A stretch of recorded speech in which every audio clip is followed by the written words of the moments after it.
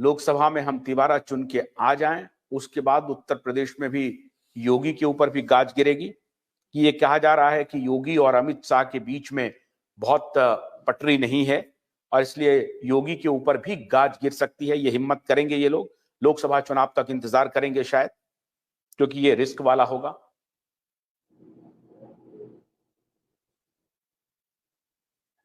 ये सूर्यकांत हमसे अच्छा आप ही बोल लीजिए, फिर इसी सवाल पर तीनों बोल लेंगे। जी बोलिए, क्लोज करेंगे उसके बाद। ये अमित शाह जी और योगी जी, पूरी जो यूपी की जो इंटरनल पॉलिटिक्स है, वो समझिए कि अमित शाह जी और योगी जी में 36 का आंकड़ा है। बिल्कुल नहीं, ये पॉलिटिकल अंडरस्टैंडिंग बिल्कुल ही नहीं है। मूल कहानी ये है कि अमित शाह जी ये चाहते हैं कि वहां पर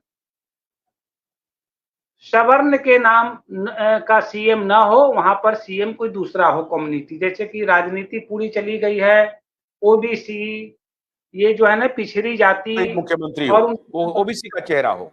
हाँ ठीक बात। हाँ, उनकी आबादी भी ज्यादा हो गई है। जो एक बिहार अभी जो एक लेटेस्ट रोड मैप दिखाया कि ओबीसी की आबादी देश में बहुत ज्यादा है, तो उनकी चाहत है ये, और उसी के नाम पर चुनाव हो। लेकिन क्योंकि अमित शाह और नरेंद्र मोदी डायरेक्टली इस बात को हैमर नहीं कर पा रहे हैं वहां पर योगी के सामने, वो जिस दिन इनडायरेक्टली भी अगर उसको अगर संकेत दे देंगे ये कि आप गद्दी खाली करो, उस दिन सबसे पहले उत्तर प्रदेश में रिवोल्ट होगा। उत्तर प्रदेश में ऐसा रिवोल्ट होगा, और वह उत्तर प्रदेश की पूरी राजनीति, मध्य प्रदेश, राजस्थान, जो मौजूदा बीजेपी के खिलाफ वाले नेता हैं, अटल आडवाणी के पीरियड वाले, वो सारे एक हो जाएंगे। बीजेपी और नरेंद्र मोदी आज की तारीख में ये लोग बिल्कुल नहीं चाहते हैं कि पार्टी के भीतर कोई तनाव पैदा हो, और यही वजह है कि पुराने नेताओं को चुपचाप रखकर वो जो बोलते हैं उसको चुपचाप एक किनारा में करके अपनी 2024 की राजनीति को साध रहे हैं ये लोग। और ये साधने की कहानी 2024, अगर चुनाव में इनकी जीत हो जाती है तो बहुत बल्ले बल्ले है, तो जो इनका है तो चलेगा, उसमें संघ का एजेंडा भी पूरा हो जाएगा। 2025 में समझिए संघ का 100 साल पूरा होना है, तो 2024 से ही उसका आयोजन शुरू हो जाएगा। अगर 2024 में इनकी सत्ता नहीं बनती है या विपक्ष आ जाता है या जो भी होता है, उसके बाद ये कहां जाएंगे, क्या करेंगे, इनकी राजनीति कैसी होगी, मौजूदा बीजेपी बचेगी कि नहीं बचेगी, कि खंड खंड होगी। मैं आपको एक बात बता रहा हूं, सबसे ज्यादा कांग्रेस कई खंड में बढ़ चुकी है, 10-12 खंडों में। हमारे प्रकाश पोहरे साहब को ज्यादा उसका इतिहास पता होगा, लेकिन मैं बता रहा हूं कि आने वाले दिनों में दुनिया की सबसे बड़ी पार्टी कहलाने वाली बीजेपी 2024 से 25 के बीच में ही कई टुकड़ों में बट सकती है, कई टुकड़ों में, क्योंकि अलग अलग क्षेत्र की अलग राजनीति यहां हो गई है। बीजेपी के नाम पर राजनीति करने वाले प्रवक्ता हो, महासचिव हो, सचिव हो, संगठन के नेता हो, आप जिस रूप में जिसको देखिए, भीतर से पार्टी की स्थिति ये है। जब नरेंद्र मोदी चुन करके नहीं आते, एक मिनट रुकिए, तो ये तो तब होगी जब नरेंद्र मोदी चुन करके नहीं आते हैं। अगर चुन करके आ जाएंगे तो कौन रिवोल्ट करेगा?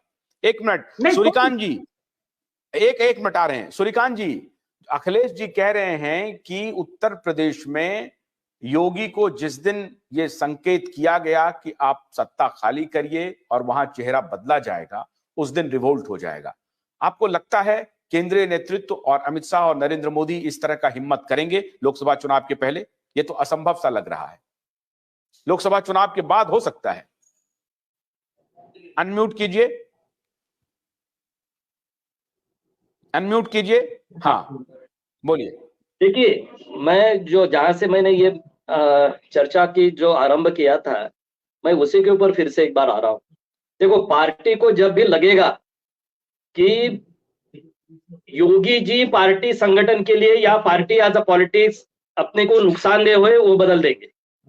कितना भी कठिन निर्णय करने में, मैं जितना भाजपा को जानता हूं, उसके संगठन को, जितनी राजनीति में पत्रकारिता में करता हूं, वो कोई भी बड़ा निर्णय करने में हिचकिचाते नहीं है। अगर योगी जी जिनको भी संगठन दिया है हाथ में, उसके वो खिलाफ जाएंगे या नुकसानदेह साबित होंगे, योगी जी को बदला दिया जाएगा, ऐसी स्थिति है। और मुझे नहीं लगता कि फिलहाल जितनी भी अभी लोकसभा हो या फिर उसके बाद की आने वाले 6-7 महीने या 1 साल भर हो, योगी जी का कुछ अलग होगा या उनके बारे में कोई निर्णय करेगा, तो मुझे ऐसा नहीं लगता। हाँ, इतना जरूर है, भाजपा ये जरूर सोचती है, वो सभी हम लोग अगर राजनीतिक पत्रकारिता करते हैं, तो हमें ये समझना बहुत जरूरी है, कांग्रेस का नुकसान क्यों हुआ? सही टाइम के ऊपर बैटन चेंज करके नहीं दिया गया। भाजपा एक अभी फिलहाल ऐसी पार्टी है कि वो अगला पीढ़ी तैयार करने में माहिर है, वो हिचकिचाता नहीं है किसी को चेंज करने में। आप अगर अपनी पिछले 10-20 साल 25 साल का भी आप अगर इतिहास देखेंगे, तो वो कहीं भी चीज उनको ऐसा लगा कि भविष्य में अपने को 10 साल 15 साल 20 साल की राजनीति करनी है, तो कौन उसके अंदर अपने को अच्छा साबित हो सकता है, कौन सा नेता आगे हम कर सकते हैं, तो वो संगठन वो का निर्णय करते हैं, उनके ऊपर वो प्रयोग करते हैं। मुझे नहीं लगता कि अभी फिलहाल आप ये कह रहे हैं कि जी का नाम लिया, हित में, संगठन के हित में अगर किसी व्यक्ति की उपयोगिता उपादेयता है तो पार्टी उसको रखती है, और अगर लगता है कि संगठन के हित में नहीं है तो कितना भी बड़ा नेता हो उसको वो हटा देती है। बिल्कुल हटा देते हैं। प्रकाश जी, सही बात। प्रकाश जी, आपको लगता है, लेकिन प्रकाश जी अभी जो अखिलेश जी ने कहा कि अगर लोकसभा चुनाव में कोई दूसरा नतीजा आया, हालांकि उसकी संभावना अभी तत्काल तो नहीं दिख रही है, आगे जाकर के क्या होगा ये कहना मुश्किल है, अगर कोई दूसरा नतीजा आया तो इन्होंने एक प्रेडिक्शन किया है अखिलेश जी ने कि पार्टी खंड खंड हो जाएगी। आपको ऐसा प्रतीत होता है, या ये बात सही है कि नितिन जी चुपचाप बैठेंगे, अगर उनको किनारा कर दिया जाएगा तो वो भी सरेंडर कर देंगे?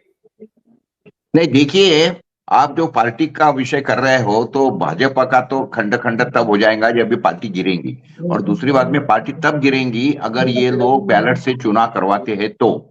लेकिन अभी तो ये सारा का सारा इनका जो दारो मदार है, ये दिख गया है कि सारा ईवीएम के ऊपर ही है। इतना ज्यादा आक्रोश है ईवीएम के बारे में, तो ये अगर ईवीएम और उसके बाद में अगर ये लोग वाकई में प्रिंसिपल वाले हैं, जो कि नहीं है, ये तो हमको भी मालूम है, लेकिन अगर समझ लो ये बताते जो है, जिस तरीके से आडम्बर इन्होंने बना के रखा है, जिस तरीके से अखिलेश जी बोलते हैं, ये एक आडम्बर बना के रखा है, यानी हवा बना के रखी है कि हम बड़े प्रिंसिपल वाले लोग हैं, जो कि ये नहीं है। तो ईवीएम इन्होंने हटा के ये इलेक्शन देनी चाहिए, तो काफी ये इसके अंदर है। कांग्रेस ने हालांकि इसके बारे में बड़ा हो हल्का करना चाहिए, लेकिन कांग्रेस इसलिए नहीं करती है कि एक जमाने में कांग्रेस ने भी ईवीएम का सहारा लेके ही सत्ता हाथी आई थी, ये भी काफी हद तक के हमको समझना चाहिए। तो इसलिए तो वो कांग्रेस भी सोचती है कि चलो अगर ईवीएम है, अभी इनके हाथ में है, ये ईवीएम के हिसाब से आ रहे, कल ये जब निकल जाएंगे तब वापिस से आ जाएंगे, तब हम वापिस से ईवीएम का खेल करेंगे। तो इसीलिए दुनिया में जो नहीं है सिस्टम ईवीएम की, वो हमारे देश में चल रही है, जिसके खिलाफ में भयंकर आक्रोश है लोगों का। मुझे तो कोई, यानी मैं अगर आजकल 100 लोगों को मिलता हूं तो 80 लोग भाजपा के खिलाफ बोलते। एक जमाना 2014 में ऐसा था कि 100 में से 80 लोग भाजपा के, 80 नहीं जी 90 लोग बोलते थे ये भाजपा के फेवर के लोग थे, यानी उनको सत्ता बदल करने की थी, क्योंकि कांग्रेस से बड़ा नाराज हो गए थे, क्योंकि हवा इन्होंने इस तरीके से फैलाई थी। वो अन्ना हजारे से लेके तो दिल्ली का वो निर्भया हत्याकांड से लेके तो ये सारे घोटाले, कोयल घोटाला वगैरह, हवा इस तरीके से बना दी, तो लोगों को भी लगने लगा यार कि ये छोड़ो इनको, ये पार्टी को जाने दो, तो इसलिए ये आए। लेकिन अभी फिलहाल के अंदर की जो परिस्थिति है हमारे देश के अंदर की, कि ये तो कोई, एक बात ध्यान में रखिए, पहली बात तो ये कोई भाजपा की ये पार्टी की सत्ता नहीं है, फिलहाल तो ये सत्ता चल रही है, मोदी की सरकार चल रही है। और अभी तो इन्होंने राम भी मोदी के कर दिए, मोदी के राम। मैं तो कल देख रहा था और सर को मैंने हाथ लगा दिया था, और जिस तरीके से इन्होंने सारे काम करवा लिए हैं, ये किसी को डरते नहीं है। जो पार्टी ये बोलती थी कि हम 2022 में किसानों की आम दुगनी कर देंगे, तो आय तो दुगनी नहीं कर दी, लेकिन उनका खर्चा दुगना जरूर कर दिया, और जो आय थी वो आधी कर दी, यानी किसानों को 4 गुना पीछे हटा दिया, 4 गुना। और उसी तरीके से जिस तरीके से अभी ये बोलते हैं सूर्यकांत जी कि मोदी जी बहुत कम बात करते हैं, मैं उनसे अग्री नहीं हूं। मोदी जी कम नहीं बोलते हैं, वो सिर्फ मन की बात बोलते हैं, ये पहले हमको समझना चाहिए। और उसी के कारण हमारे देश के, क्योंकि अभी ये पार्टी के अंदर कोई लोकतंत्र बचा ही नहीं है ना। पार्टी के अंदर लोकतंत्र कहाँ है, देश के अंदर भी लोकतंत्र कहाँ है। जिस तरीके से 146 सांसदों को without any very logical reason ये लोग हटाते हैं, तो ये कोई हम लोग गणतंत्र में थोड़ी रह रहे फिलहाल के अंदर। तो अभी तो ऐसा है कि ये बार बार जीत रहे हैं और ये ईवीएम का चमत्कार करके या ईवीएम का खेल करके ये हो रहे हैं। अगर ये असली में बातें करेंगे या अगर असली इसके होगे तो ये इन्होंने ईवीएम हटाना चाहिए। और दिल्ली के अंदर भी भयंकर आक्रोश इस बार देखने को मिल रहा है। वो एक कोई वकील है वो भी है, बाकी हर जगह के ऊपर इवन कई पार्टियां, कई लोग, कई ये है संगठन है वो इसके खिलाफ में बहुत भिड़े हुए है। तो ये होना चाहिए और नहीं अगर हटा तो वापिस से 2024 के अंदर इनकी सरकार आती भी होगी तो कोई बड़ी आश्चर्य की बात मुझे नहीं लगेगी।